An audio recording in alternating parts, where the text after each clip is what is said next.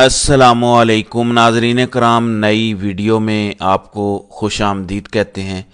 بہت ہی بڑی بڑی ڈیولپمنٹس ہو رہی ہیں، آپ کے سامنے کچھ چیزیں رکھتا ہوں، لیکن اس سے پہلے ایک ایسی چیز آپ کو دکھانے لگا ہوں جس کو پاکستانی میڈیا نے مٹی ڈال کے غائب کر دیا ہے۔ عمران خان کے دور میں عالمی میڈیا کی، جریدوں کی یا اداروں کی رپورٹس آتی تھی جمہوریت کے بارے میں یا کسی چیز کے بارے میں تو بڑا ڈھنڈورا پیٹا جاتا تھا۔ اتنی خطرناک رپورٹ آئی ہے اکانومسٹ کے انٹیلیجنس یونٹ کی کہ آپ پریشان ہو جائیں گے، اور کسی بھی جمہوری ملک کو پریشان ہو جانا چاہیے، لیکن کیونکہ پاکستان جمہوریت نہیں ہے اس لیے کسی کو پریشانی نہیں ہے، بلکہ اس پہ مٹی ڈالی جا رہی ہے۔ ناظرین اکرام، اکانومسٹ کے انٹیلیجنس یونٹ یعنی EIU نے یہ رپورٹ دی ہے جس میں پاکستان کی جمہوریت کی ریٹنگ کو ڈاؤن گریڈ کر کے اتھارٹیرین رجیم قرار دے دیا گیا ہے، یعنی پاکستان ایک ہائیبرڈ نظام سے ڈاؤن گریڈ ہو کے آمریت میں داخل ہو گیا ہے۔ اکانومسٹ کے انٹیلیجنس یونٹ نے پاکستان کے نظام حکومت کو آمرانہ قرار دے دیا ہے، آمریت قرار دے دیا ہے، یعنی آپ یہ سمجھ سکتے ہیں کہ یہ جیسے مارشل لا لگا ہوا ہے۔ اس کا کیا مطلب ہے کہ پاکستان سے جمہوریت ختم ہو گئی ہے۔ یہ ابھی آغاز ہے، ابھی تو الیکشن سے پہلے کی یہ رپورٹ ہے، یہ 2023 کی رپورٹ ہے۔ اب جس طرح کے الیکشن انہوں نے کروا لیے ہیں، جس طرح کا دھاندلا الٹرا پرو میکس کیا ہے، اب تو پاکستان کے بارے میں جو رپورٹس آئیں گی عالمی اداروں کی وہ تو اس سے بھی کوئی اوپر کی ہوں گی۔ یہ پاکستان کے لیے لمحہ فکریہ ہے، کیونکہ اتھارٹیرین رجیمز کے ساتھ عالمی ادارے جیسے IMF یا ورلڈ بینک ہو گیا، یہ تعاون کرنے سے گھبراتے ہیں۔ آخر کب تک جو بائیڈن ان کو بچاتا رہے گا، اور اگر ڈونلڈ ٹرمپ آ گیا تو اگلے سال ان کا کیا ہوگا؟ یہ ہے کہانی۔ فضل الرحمان سے تحریک انصاف کا وفد کل جا کے ملا، جس میں بیرسٹر گوہر شامل نہیں تھے، حالانکہ تحریک انصاف کے ایکٹنگ چیئرمین بیرسٹر گوہر ہیں، لیکن وہ خود نہیں گئے۔ فضل الرحمان سے انتخابات میں دھاندلی کے ساتھ مل کے کوئی لاہے عمل بنانے کی شاید بات ہو رہی ہے، لیکن تحریک انصاف یہاں اگر کوئی ٹرک مس کر رہی ہے تو مجھے نہیں پتا۔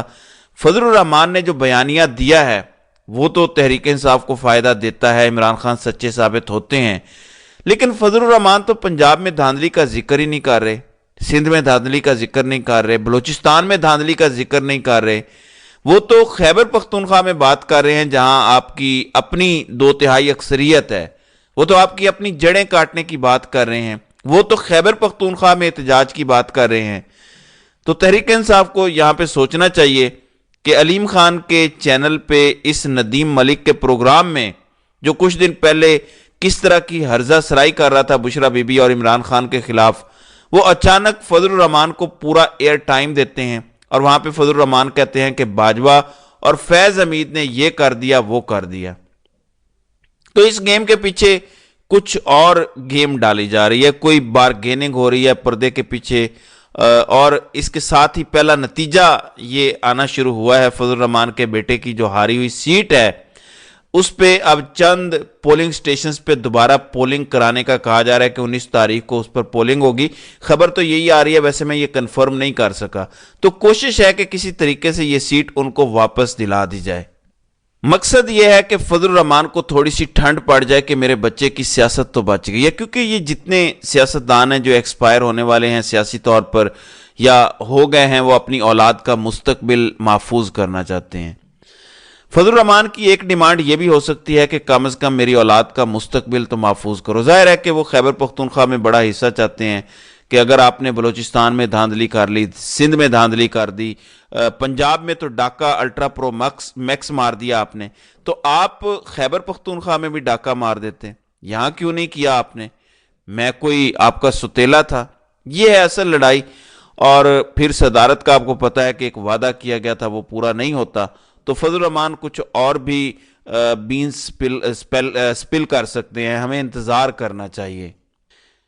تحریک انصاف ان کی باتوں سے فائدہ ضرور اٹھائے، لیکن ان پہ بھروسہ نہ کرے۔ یہ وہ لوگ ہیں جن کا جمہوریت سے کوئی تعلق نہیں ہے۔ دیکھیں، بنجر زمین غلہ اگل سکتی ہے، عامر فاروق اور قاضی انصاف نہیں کر سکتے۔ نواز شریف، زرداری، فضل الرحمان کا جمہوریت سے کوئی تعلق نہیں ہے، یہ کبھی جمہوری نہیں ہو سکتے، اور عمران خان کبھی بھی کوئی ڈیل نہیں کر سکتے، کمپرومائز نہیں ہو سکتے۔ یہ وہ اٹل چیزیں ہیں، ان میں کوئی فرق اور تبدیلی نہیں آ سکتی، کیونکہ انسان کی بنیادی نیچر تبدیل نہیں ہوتی، یہ ان لوگوں کی نیچر ہے سب۔ دوسری جانب آج ممکنہ طور پر انٹرنیشنل میڈیا اور لوکل میڈیا کو پوری پریزنٹیشن دی جائے گی، وائٹ پیپر جاری کیا جائے گا، فارم 45 ساتھ میں جاری ہوں گے، اور یہ پریزنٹیشن سلمان اکرم راجہ دیں گے۔ جیسے وہ عدالت میں کیس لڑتے ہیں، ایسے ہی وہ تحریک انصاف کا کیس عالمی میڈیا کے سامنے پیش کرنے جا رہے ہیں۔ اس سے یقیناً طاقتور حلقوں کو تکلیف پہنچے گی، کیونکہ وہ ایک کمزور وکٹ پر کھڑے ہیں۔ میں ابھی دیکھ رہا تھا، انتخابی امور کے ماہر سرور باری نے کہا ہے کہ ہم نے مختلف 4 رینڈم حلقے چوز کر کے ان کے فارم 45 کا آڈٹ کیا ہے۔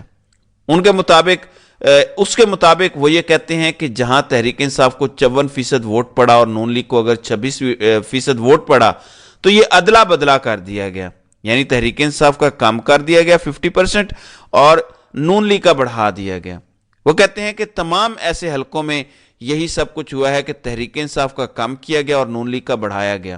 یا تو تحریک انصاف کا اتنا رہنے دیتے، نون لیگ کا بڑھا دیتے، لیکن تحریک انصاف کا باقاعدہ کم کیا گیا اور نون لیگ کا بڑھایا گیا، تو اتنے بڑے لیول پہ وارداتیں ڈالی گئی ہیں۔ وہ کہتے ہیں کہ ایسی دھاندلی کی ہے جو پاکستان کے تاریخ میں کبھی نہیں ہوئی، اور یہ ان کے لیے چھپانی مشکل ہو رہی ہے۔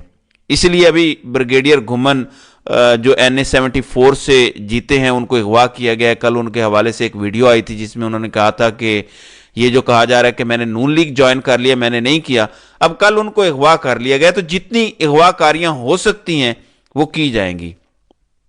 ایسے میں مراد سعید کا ایک ٹویٹ آیا ہے جو میں آپ کے سامنے پڑھ کر سنانا چاہتا ہوں۔ یہ بڑا اہم ٹویٹ ہے کہ عمران خان اور بشرا بی بی کو کس طرح کی دھمکی دی گئی تھی، ایجپشن ماڈل کی دھمکی دی گئی۔ مراد سعید لکھتے ہیں کہ گزشتہ دنوں میں نے مقتدرہ کی طرف سے ایک ملاقات میں رکھی گئی شرائط کا ذکر کیا تھا، جنہیں جھٹلانے کی صورت میں 2 دھمکیاں دی گئی تھیں کہ جن کا الیکشن سے پہلے کے ماحول میں تذکرہ مناسب نہیں تھا۔ ایک کا نقطۂ آغاز وہ کردار کشی کی مہم تھی جو بشرا بی بی کے خلاف چلائی گئی تاکہ ان پر پریشر ڈالا جا سکے اور وہ خان صاحب کو ڈیل پر آمادہ کریں، اور اس کے لیے دباؤ ان کی ذات تک محدود نہیں رکھا گیا بلکہ ان کے بچوں تک کو سنگین نتائج کی دھمکیاں دی گئیں۔ وہی سلسلہ جو ہے وہ زیر حراست ان پر ذہنی تشدد اور ان کو جسمانی طور پر کمزور کرنے کے لیے روا رکھے گئے سلوک کی صورت میں ہم دیکھ رہے ہیں۔ مقصد ان کو توڑنا اور انہیں تکلیف دے کر خان صاحب کو مجبور کرنا ہے۔ اس وقت شرائط پر آمادہ نہ ہونے کی صورت میں خان صاحب، ان سے وابستہ افراد اور پارٹی پر سختیاں بڑھانے کا اندیا بھی دیا گیا، جس کے بعد ہی کاغذات نامزدگی چھیننے، مسترد کرنے، پارٹی سے انتخابی نشان لینے اور امیدواروں کو جبراً انتخابات سے دستبردار کروانے جیسی کارروائیاں کی گئیں۔ دوسری دھمکی معدے میں خرابی کے حوالے سے ان دنوں چلنے والی خبروں کا حوالہ دے کر دی گئی تھی۔ کہا گیا تھا، آپ کو یاد ہوگا، عمران خان کے معدے میں تکلیف تھی، شوکت خانم کے ڈاکٹر بھی انہیں دیکھنے آئے، تو دھمکی کیا دی گئی تھی کہ طبیعت تو ان کی یعنی خان صاحب کی ویسے بھی ناساز رہتی ہے، مزید طبی مسائل بھی ہو سکتے ہیں۔ یہ بعد ازاں یہ مستند معلومات موصول ہوئیں کہ اگر عمران خان ڈیل پر آمادہ نہیں ہوتے تو ان کا مصر طرز پر کوئی بندوبست کیا جائے۔ صاحب علم کے لیے یہ اشارہ کافی ہے، بآسانی وہ یہ سمجھ سکتے ہیں۔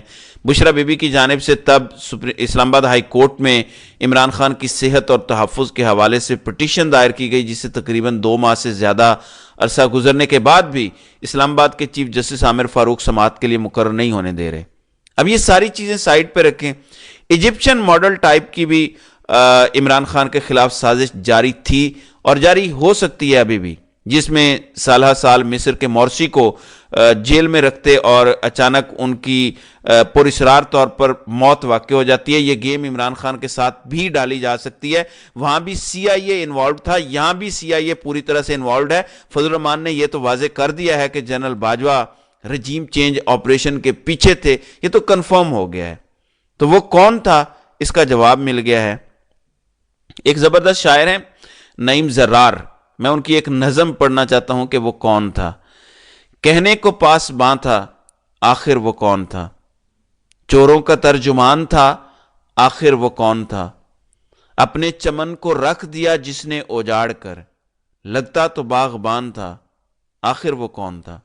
راتوں میں دستیاب تھی جس کو عدالتیں، منصف کا رازدان تھا، آخر وہ کون تھا؟ باہر سے جی حضوری میں رہتا تھا پیش پیش، اندر سے بدگمان تھا، آخر وہ کون تھا؟ اپنوں پہ اس کا قہر برستا تھا رات دن، غیروں پہ مہربان تھا، آخر وہ کون تھا؟ ہم جس کو اپنا دوست سمجھتے رہے نعیم، دشمن کی وہ کمان تھا، آخر وہ کون تھا؟ تو ناظرین اکرام، کل رات عرش شریف کے اس سوال کا جواب فضل الرحمان نے دے دیا کہ وہ جنرل باجوہ تھا۔ اس کے ساتھ کون سی شخصیت شامل تھی؟ شاید ساری حقیقتیں کسی وقت کھل کے سامنے آ جائیں کہ اصل میں کون تھا، لیکن ظاہر ہے کہ کوئی بھی قابل بھروسہ نہیں ہے۔ یہی وجہ تھی کہ میں اپنی ویڈیوز میں کہا کرتا تھا کہ خان صاحب، بچھو یا سانپ پہ بھروسہ کر لینا، ان پہ بھروسہ نہ کرنا، یہ جھوٹ بولتے ہیں، یہ وفادار نہیں ہیں۔ اب تو ہمیں یہ بھی پتہ چل گیا کہ انہوں نے ایسی اندھیر نگری مچائی ہے کہ اکانومسٹ کے انٹیلیجنس یونٹ کو، جو پاکستان کے ہائیبرڈ نظام کو اتھارٹیرین نظام والی ریٹنگ دے دیتے ہیں، تو مجبور کر دیا گیا ہے یہ ریٹنگ دینے پہ۔ اس قدر ظلم ڈھایا گیا ہے، اس قدر جبر کیا گیا ہے، اس قدر پابندیاں لگائی گئی ہیں، یہ کوئی معمولی بات نہیں ہے۔ اکانومسٹ کے انٹیلیجنس یونٹ کی یہ رپورٹ عالمی سطح پہ بھی جائے گی، آپ دیکھیں گے کہ دنیا کی تمام حکومتیں اس کو دیکھیں گی، یہ بات یونائٹڈ نیشنز تک بھی جائے گی، یہ ایسے ختم نہیں ہوگی۔ پاکستان کو وہ نقصان یہ پہنچا رہے ہیں کہ جس وقت امریکہ کا یہاں پہ مفاد ختم ہوگا، اور ہو جائے گا ختم بہت جلدی، یہ ایک دو جنگیں جو چل رہی ہیں ختم ہونے دیں، امریکہ ان پہ پابندیاں لگائے گا، بالکل اسی طرح جیسے افغان جنگ ختم ہونے کے بعد پابندیاں لگائی تھی، بالکل اسی طرح جس طرح افغان جنگ نمبر 2 ختم ہونے کے بعد پابندیاں لگائیں، اور ہماری ملٹری ایڈ اب تک بند ہے، یہ آپ پہ مزید پابندیاں لگوائیں گے۔ تو اللہ تعالیٰ ہمارے ملک پر رحم کرے، آمین۔